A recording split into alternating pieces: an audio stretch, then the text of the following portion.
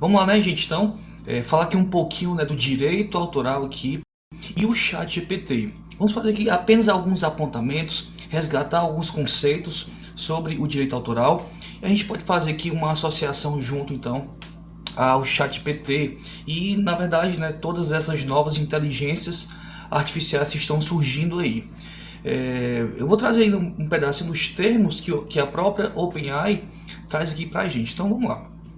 Só para lembrar aqui inicialmente, que nem tudo que está na internet ele é domínio público. Então existe uma diferença do que está publicado e o que você pode de fato utilizar, né? Ali existe conteúdos de autores, de artistas, de marcas. Então, dentro dessa ideia, eu não posso sair pegando qualquer coisa que eu vejo na internet.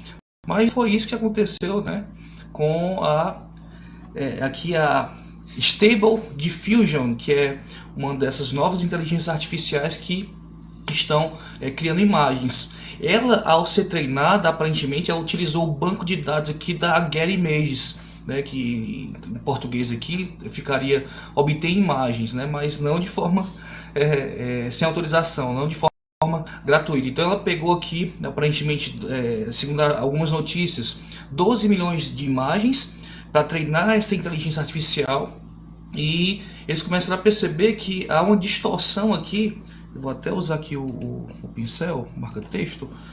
Aqui uma distorção no que seria o símbolo da Getty Images. Então, enfim, né, ela utilizou isso sem autorização, né, não é porque está na internet que isso é um conteúdo de domínio público. Então, a gente tem que começar a pensar daí. Será que toda essa inteligência que está sendo treinada, ela está utilizando a base de alguém, de algum autor, ou algumas perguntas que surgem? A OpenAI, ela é detentora desses direitos, ela é também co-criadora desses direitos. Isso inclusive dá um excelente artigo científico para a gente poder escrever mais à frente, né? Mas dando continuidade aqui, a gente vai fazer uma pequena varredura aqui na nossa legislação, iniciando pela Constituição Federal, tá? Pegar aqui o artigo 5º, que fala aqui, ó, no inciso 27, aos autores pertence o direito exclusivo de utilização, publicação ou reprodução de suas obras. Então, claramente que se eu sou um autor e eu me sinto prejudicado por algumas dessas plataformas, eu tenho todo o direito aqui de exigir a retirada dessa informação, ok? São assegurados nos termos da lei, que dando continuidade ao outro inciso, a proteção às participações individuais em obras coletivas. Será que vai haver, né, a doutrina vai poder esticar o conceito de obras coletivas para esse tipo de obra criada pela OpenAI? Ou como ela vai explicar aqui nos termos de uso dela, co-criado, né, você vai ter uma entrada e uma saída de dados, e esse conteúdo ele vai ser, enfim, considerado uma obra coletiva? Então, hoje eu acredito que a gente vai ter mais questionamentos do que respostas, tá? Aqui é mais uma reflexão, mas é interessante que a gente consiga entender aqui um pouquinho dos lados. Então, na nossa lei, a gente tem uma lei que já estava defasada, que é a Lei 9610 de 98, tá? Já estava bem defasada, porque ela não pegou essa parte toda de internet, do início da internet. Ela veio aí no finalzinho aí enfim, do uso do CD. Então ela pouco, né, ela já estava aí, na verdade, muito atrasada em relação ao conteúdo, e agora, né, mais do que nunca, ela precisa de uma reformulação.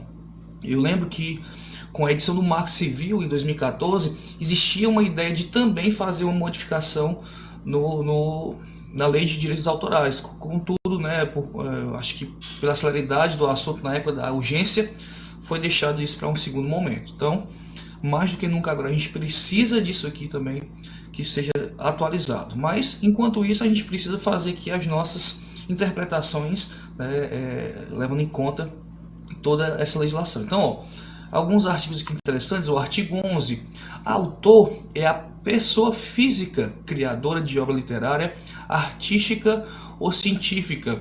Eu não trouxe aqui o artigo 7º, mas ele fala ainda de criações do espírito. É uma lei que ela é bem, né, esotérica nesse sentido, porque ela fala que uma obra uma obra criada, ela vem da engenhosidade humana, ela vem então do autor sendo uma pessoa física. Então, se eu defino isso na lei, se eu deixo isso de forma positivada e bem clara, que é fruto da engenhosidade humana, que o autor é pessoa física, por mais que ele possa, né, a pessoa jurídica que ter alguns direitos patrimoniais, como a gente vai ver rapidamente, mas o autor ele é necessariamente uma pessoa humana. Então, em nenhum momento a lei autoriza que uma pessoa jurídica e nem muito menos uma inteligência artificial ela venha a ser criadora do direito do autor. Então, olha só que coisa, né? Vamos ver aqui, artigo 17.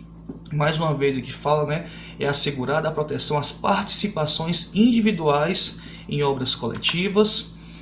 E artigo 22, pertence ao autor os direitos morais e patrimoniais sobre a obra que criou.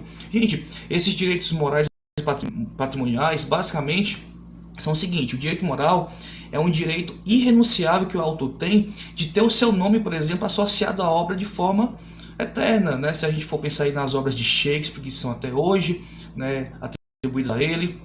Então, por mais que se passe o tempo, essa obra sempre vai ter que ser associada ao autor. Isso é um direito moral. Vou dar aqui um exemplo, ó, que trouxe um disco do Ahá, aqui, um disco de uma coletânea, onde toda vez que tem uma faixa, quando você vê a execução de uma música em algum programa de TV, você vai ver embaixo o autor dela. Então aqui, ó, a música 1, You Are The One, o Megs e o Paul Akhtar. Então, Megs e Paul Akhtar, I Blues You, Paul Akhtar. Então, né, isso é o direito moral do autor, é o direito de ter o seu nome associado à sua obra. E o que é que seria então o direito patrimonial? Aqui já entra na questão de patrimônio mesmo, né, de questão financeira. Então, é o direito que ele tem de usufruir os ganhos em cima dessa obra. Então, nesse caso, eu posso vender, ceder, repassar todos esses direitos patrimoniais do autor. Não é o caso aqui, né? A princípio ninguém foi consultado. Está sendo utilizado aqui uma série de parâmetros, né? Dizem que o ChatGPT 4.0 que ainda vai ser lançado tem aí pode chegar a trilhões de parâmetros. Então é um negócio assim, muito impressionante. Então vamos para alguns conceitos para a gente entender também essa ideia, né? Além desses, né, que a gente trouxe de direito moral e patrimonial do autor, a gente tem que entender um pouquinho aqui da propriedade intelectual.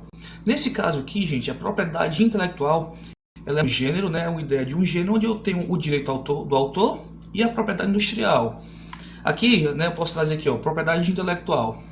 É um termo usado, trouxe aqui um conceito, para designar a área que cuida da proteção às criações do homem. Então, pode ser tanto literárias, técnicas e científicas, como também artísticas e também a indústria. Então, aqui seria o gênero.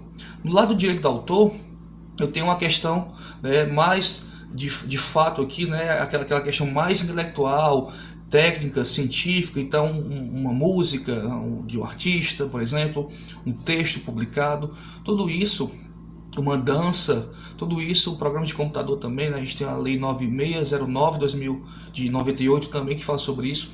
Tudo isso entra na ideia do direito autoral. Vamos ler aqui o conceito, ó. É o ramo da ciência jurídica que protege o autor e suas obras intelectuais produzidas pelo intelecto humano, pela engenhosidade humana, que são exteriorizadas em qualquer meio tangível ou intangível. Então, não há uma proteção da ideia aqui, tá? Essa obra, para que ela seja protegida, ela precisa estar exteriorizada, precisa estar no meio aqui digital, físico. Então, ela precisa existir de fato no mundo, não só no mundo das ideias. E aqui a gente vai ter outros conceitos. Não é necessário o registro. Eu acho, se não me engano, no artigo 17 fala, ou é 27, 18 ou 27, agora não me recordo, mas que fala que não há necessidade de registro do direito do autor. Acho que é o 18, tá? Então vamos ver aqui, ó. Então, direito do autor, de autor, protege apenas as formas de expressão das ideias e não as ideias propriamente ditas. Faz necessário a ideia tome um corpo físico, tangível ou intangível. É a nossa ideia que a gente tinha conversado aqui, então. Então, ó, para diferenciar um pouquinho, né, ó, direito do autor tem obras literárias, programas de computador, domínio de internet, composições musicais, e no lado lá da propriedade industrial tem marcas, patentes, cultivares, questão de sementes, de engenharia genética, desenho industrial também. Então, nessa questão, gente, a propriedade industrial é o gênero onde tem o direito do autor e a propriedade industrial. E aí, a gente vai ter que ver aqui, agora, de fato, entrando, tá? Espero ter ficado claro, ou se não ficou, a gente pode voltar e começar de forma mais ampla. A ideia não era aprofundar cada ponto, era trazer de forma rápida um resumo, trazer de forma geral o direito do autor, para a gente poder entender aqui o que é que fala os termos de uso da OpenAI. Isso serve tanto para o ChatGPT como para o DALL-E, né, que é a inteligência que cria imagens também da OpenAI. Esse termo de uso é dos dois. Então eu traduzi aqui para a gente, né, para a gente entender mais fácil. Vamos falar, item 3, conteúdo. Seu conteúdo, né, your content lá tá no inglês.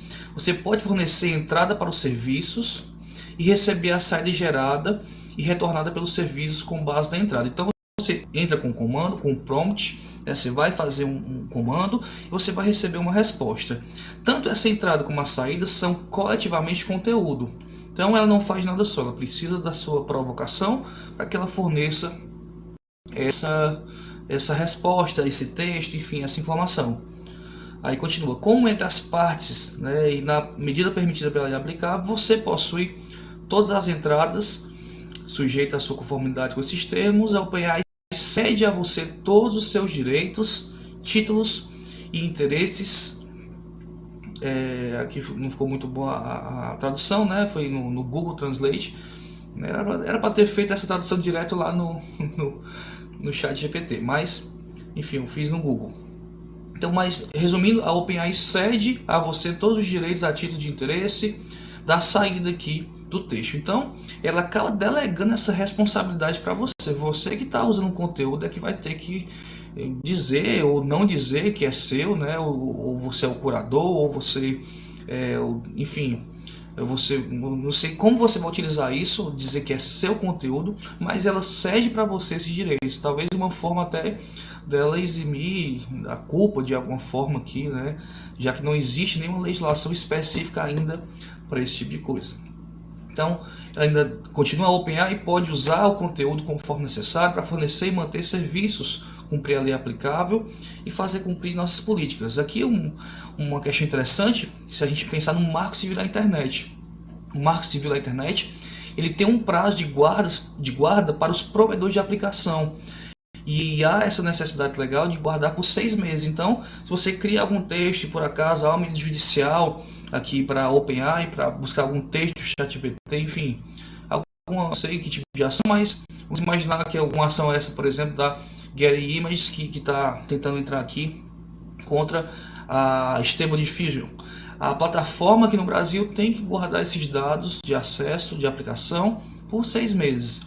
Então aqui já deixa claro aqui nos termos que ela respeita isso. Perguntinha, mas as plataformas podem violar o direito de propriedade industrial, que é o direito de marca, porque os artistas podem registrar seu nome como marca e pedir que o ChatGPT não use? Então, gente, a gente viu que é porque está na internet lá, dando bobeira, que a pessoa vai utilizar aquilo como seu. Então, com certeza não, tá? O ChatGPT não pode utilizar isso sem autorização, e se usar, o artista, a pessoa ou o detentor aqui da marca pode pedir a retirada desse conteúdo, a exclusão desse conteúdo, sim. Eventual, inclusive, indenização. Então, seguindo aqui, tá, nos termos de uso da OpenAI, inclusive, item D aqui ainda daquela questão do conteúdo, reclamações de direitos autorais, né? Enfim, um tópico. Se você acredita que seus direitos de propriedade intelectual foram violados, envie uma notificação para o endereço abaixo. Podemos excluir ou desabilitar o conteúdo supostamente infrator e encerrar a conta. Então ele dá o endereço físico aqui, São Francisco, e também o e-mail. Então há essa possibilidade, então deixa aí quem se sentir ofendido a fazer essa requisição.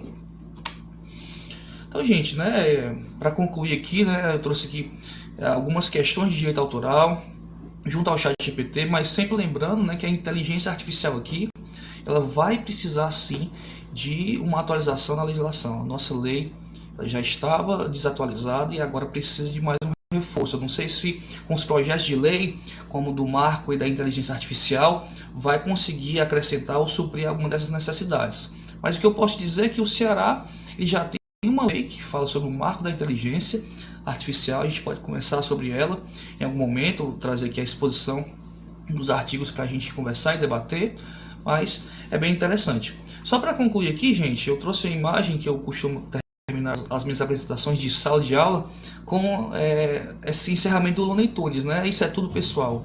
E eu pedi para a inteligência chamada Blue Willow, melhor dizendo, criar uma imagem, eu dei os parâmetros parecidos com isso. Olha o que ela criou.